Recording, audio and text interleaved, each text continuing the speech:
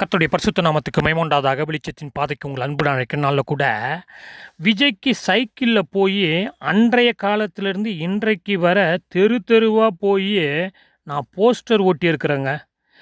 அவருடைய திரைப்படத்திற்கு முதல் காட்சிக்கு அது விடிய காலம் இருந்தாலும் நான் போயிடுவேங்க அப்படின்னு சொல்லி ஒருவர் ஆதங்கத்தோடு சொல்கிறாரு.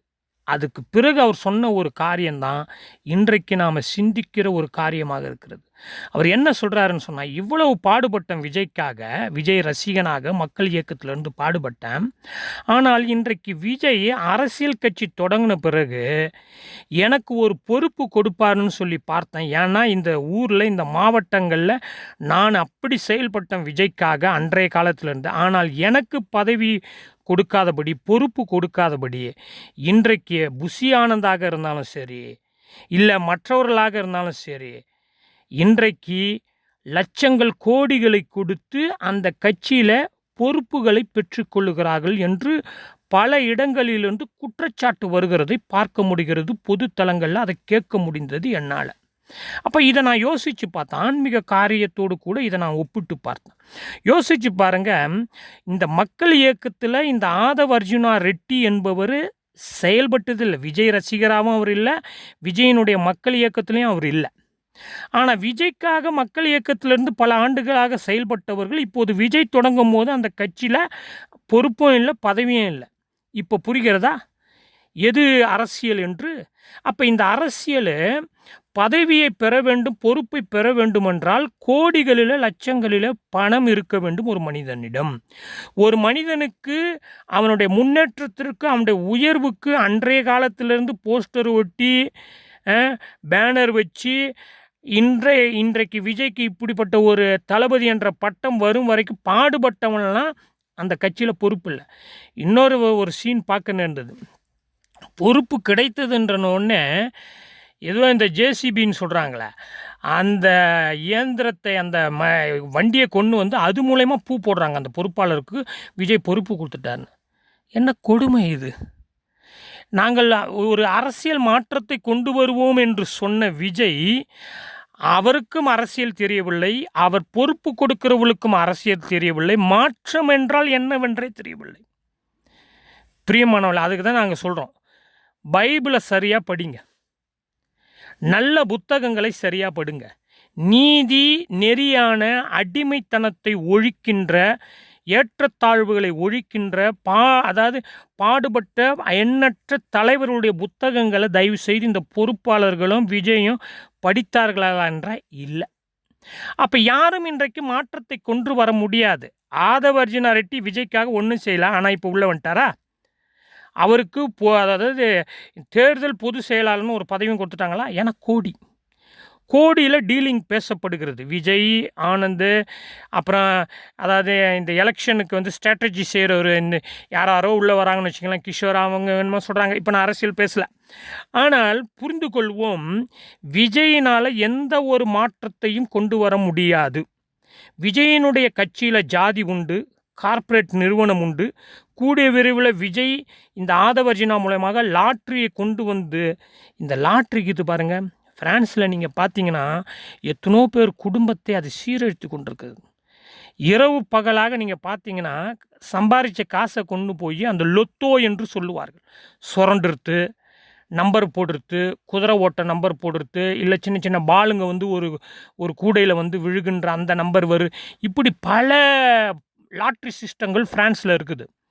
இதில் லட்சக்கணக்கில் வருமானம், கோடிக்கணக்கில் வருமானம் இதில் கொண்டு போய் காசை போடுவாங்க. ஆனால் கொஞ்சம் அடிக்கிற மாதிரி அப்படி காட்டும். 20 யூரோ, 30 யூரோ, 100 யூரோ வர்றோன்னா அவன் அதிலே ஊறி எத்தனோ பேர்கிட்ட நான் பார்த்துருக்குறேன்.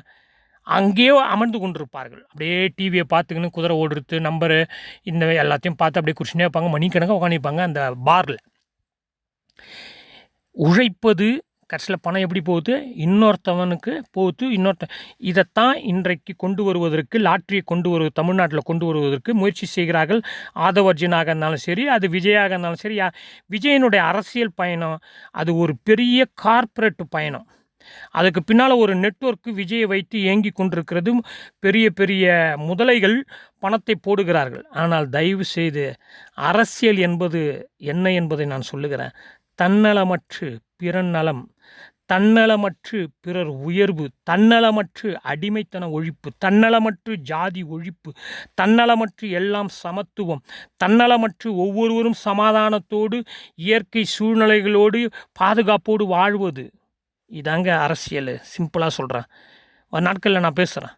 அம்பேத்கருடைய பொன்மொழிகளை பேசுகிறேன், பெரியாருடைய பொன்மொழிகளை பேசுகிறேன், அறிஞர் அண்ணாவுடைய பொன்மொழிகளை பேசுகிறேன், காந்தியடிகளுடைய பொன்மொழிகளை பேசுகிறேன். இவர்களெல்லாம் எப்படி அரசியலை குறித்து பேசினார்கள், காமராஜருடைய பொன்மொழிகளை பேசுகிறேன். வாங்க பிரதர், இது ஆன்மீகத்தோட கனவு. அப்போ விஜய்க்கு பணம் கோடிகளில் கொடுத்து இன்றைக்கு யாரோ உள்ளே வந்தாங்க கட்சி. அந்த மாதிரி இன்றைக்கு கிறிஸ்தவ சபைகளில் உண்மையாக உத்தமமாக உழைக்கிறவனுக்கு பொறுப்பு இருக்காது, பதவியும் இருக்காது. பதவிக்கு ஆசைப்படக்கூடாது சபையில். ஆனால் உண்மையாக சத்தியத்துக்கு பாடுபடுறவனுக்கு, உண்மையாக இருக்கிறவனுக்கு பொறுப்பை கொடுத்து அழகு பார்க்க மாட்டாங்க, வேலை வாங்க மாட்டாங்க. பொறுப்பை கொடுத்து சபையை உயர்த்த மாட்டாங்க. பொறுப்பை கொடுத்து சபையை அடுத்த கட்டத்துக்கு, அடுத்த திட்டத்துக்கு கொண்டு போக மாட்டாங்க. உண்மையாக உழைக்கிறவங்களுக்கு, உண்மையாக இருக்கிறவங்களுக்கு, குடும்பமாக இருக்கிறவங்களுக்கு, சத்தியத்தை பேசுகிறவங்களுக்கு, சத்தியத்துக்காக பாடுபடுறவங்களுக்கு சபைகளில் பொறுப்பு வழங்கப்படுகிறதா என்றால் இல்லை. ஜால்ரா போடுறவங்களுக்கு, பணம் கொடுக்குறவங்களுக்கு, காணிக்கு அதிகமாக கொடுக்குறவங்களுக்கு, ஒருவேளை டெக்னாலஜி தெரிஞ்சவங்களுக்கு, கம்ப்யூட்டர் தெரிஞ்சவங்களுக்கு, இல்லை தனக்காக வக்காலத்து வாங்கி எந்த ஒரு கூட்டம் நடந்தாலும் கொடி பிடிப்பதற்கு தன் பக்கம் இருக்க மக்களை சேர்த்து கொடி பிடிப்பது, இப்படிப்பட்டவர்களுக்கு பொறுப்பு பதவியை கொடுக்குறாங்க. ஆனால் பைபிளில் இயேசு கிறிஸ்து ஏதாவது பதவியை குறித்து பேசிக்கிறாரா என்றால் இல்லை. பதவியை குறித்து அங்கே சண்டை வரும்போது கூட பணிவிடக்காரனாக இருக்கணும்ட்டார், வேலைக்காரனாக இருக்கணும்ட்டார், அடிமையாக இருக்கணும்ட்டார். இயேசு கிறிஸ்து சிலுவைக்கு போகிறதுக்கு முன்னால் சண்டை நடக்குது, பதவி சண்டை. யார் பக்கத்தில் இருக்கணும், யார் உட்காரணும், யார் முன்னே இருக்கணும். அப்போ இயேசு என்ன சொல்கிறாருன்னா, சிறு பிள்ளையை கூட்டு காண்பிக்கிறாரு. இன்னொரு பக்கத்தில் இயேசு கிறிஸ்து என்ன சொல்கிறாருன்னா, பணிவிடக்காரனாக வேலைக்காரனாக இருக்கணும் அப்படின்றார். புரிகிறதா சத்தியம்? அப்போஸ்தலர் காலத்தை எடுத்துக்கொண்டாலும் சரி, அப்போஸ்தலர்கள் எப்படி வாழ்ந்தார்கள் என்றால் அவர்கள் பணிவிடைக்காரர்களாக வாழ்ந்தார்கள். எந்தவித ஏற்றத்தாழ்வும் இல்லாதபடி சமத்துவத்தோடு அவர்கள் மக்களை ட்ரீட் பண்ணாங்கன்னு சொல்லி பார்க்குறோம். பணத்தை காலுக்கு கொண்டு வைத்தார்கள் என்று பார்க்குறோம். ஆனால் இன்று பணம் தலைக்கு போய்விட்டது. பல போதகர்களுக்கும் பல பாஸ்டர்களுக்கும் பணம் தலைக்கு மேலே போனதுனால்தான் அந்த பணமே இன்று ஆன்மீகமாக மாறிவிட்டது. எனவே இந்த விஜய் அரசியலை நம்பி மக்களை ஏமாந்து போவாதீங்க. பல ஆன்மீக தலைவர்கள் பணத்துக்காக பதவி கொடுக்குறாங்க பாருங்கள், பாஸ்டருங்க. அப்படிப்பட்டவங்களையும் நம்பி ஏமாந்து போகாதீங்க. நீங்களும் நானும் ஆண்டவருக்கு முன்பாக எளிமையாக, தாழ்மையாக, ஆண்டவருக்கு பணிவிடைக்காரனாக நாம் எங்கும் எப்பொழுதும் அவரை பின்பற்றி பணி செய்யும் பொழுது அவருடைய பரலோக ராஜ்யத்தில் பிரியமானவரில், அதாவது விஜயாக இருந்தாலும் சரி, ஆதவ எல்லாம் ஒரு நாளைக்கு சாவத்தான் போகிறாங்க. எவ்வளோ பெரிய ஜெயலலிதாவே போயிட்டாங்க, எவ்வளோ பெரிய கருணாநிதியே போயிட்டார், எவ்வளோ பெரிய காமராஜரே போயிட்டார், எவ்வளோ பெரிய காந்தியடிகளே போயிட்டாங்க, எவ்வளோ பெரிய நேருவே போயிட்டார். ஃப்ரான்ஸில் நீங்கள் எடுத்துங்க, பெரிய பெரிய ஹிட்லராக இருந்தாலும் சரி, ஷால்தகோலாக, எவ்வளோ பெரிய ஆளாக இருந்தாலும் சரி, நெப்போலியன் எவ்வளோ பெரிய ஆளாக இருந்தாலும் சரி, வரலாறுகளை வாசித்து பாருங்கள் எங்கே இருக்கிறாங்க. அதே போல் விஜயும் ஒரு நாள் போவார், ஆதமும் போவார். அது எந்த கட்சி தலைவராக இருந்தாலும் ஒரு நாள் போகத்தான் போகிறாங்க. எங்கே? மண்ணுக்கு. ஆனால் எதை வைத்து விட்டு போக போகிறோம், எதை செய்து விட்டு போக போகிறோம், நம்முடைய வாழ்க்கை மக்களுக்கு என்ன பாடத்தை கற்றுக் கொடுக்க போகிறோம், நம்முடைய செயல் என்ன பாடத்தை மக்களுக்கு கற்றுக் கொடுக்க போகிறது, எதற்காக நான் அரசியல், எதற்காக நான் ஆன்மீகம், எதற்காக நான் வருகிறேன், எதற்காக எனக்கு இந்த பதவி, அப்படி என்று நம்மை நாமே நம் மனசாட்சியோடு பேசி கேள்வி கேட்போமானால் நம் மனசாட்சியை விட நம்மை நீதிபதியாக இருந்து கண்டித்து உணர்த்துகிற ஒரு காரியம் இந்த உலகத்தில் எதுவுமே இல்லை பிரியமானாலே. எதை வேணுமே நீ பணத்தை கொடுத்து ஏமாத்திடலாம், தந்திரம் பண்ணலாம், அரசியல்லையும் ஆன்மீகத்திலையும். ஆனால் உன் மனசாட்சி உன்னை விடாது. உன் மனசாட்சி உன்னை யார் என்று காட்டி கொடுக்கும்.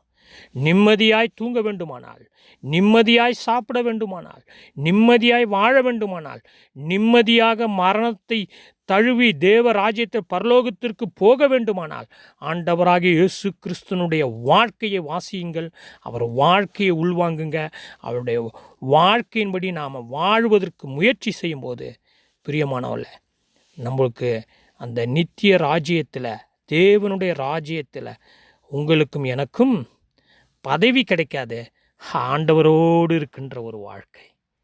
கர்த்தர் கிருபை செய்வாராக. ஜெபம் செய்வோம். எங்கள் அதிகமான நேசிக்கிற பரலோக பிதாவே, உலக அரசியலில் பணம் பதவிக்காக அடித்து கொள்கிறார்கள். ஆன்மீக அரசியல்லையும் பணம் பதவிக்காக பலர் தங்களுடைய சாட்சியை இழந்து போகிறார்கள். ஆண்டவரே, நாங்கள் தாழ்மையில் எளிமையில் உம்மை பின்பற்றி உமக்கான நன்மையான காரியங்களை செய்து தன்னலம் மறந்து பிற நலத்தை நாடி சமத்துவத்தோடு ஜாதி இல்லாதபடி ஏற்றத்தாழ்வு இல்லாதபடி பணம் படைத்தவன் என்று இல்லாதபடி ஏழை எளியவன் என்று இல்லாதபடி மனிதனை மனிதனாக நேசித்து உம்முடைய அன்பை மற்றவர்களுக்கு காண்பிக்க எங்களுக்கு கிருபை செய்வீராக. இயேசு கிறிஸ்துவின் மூலம் தாழ்மை ஜெபங்கள் பிதாவே, ஆமென்.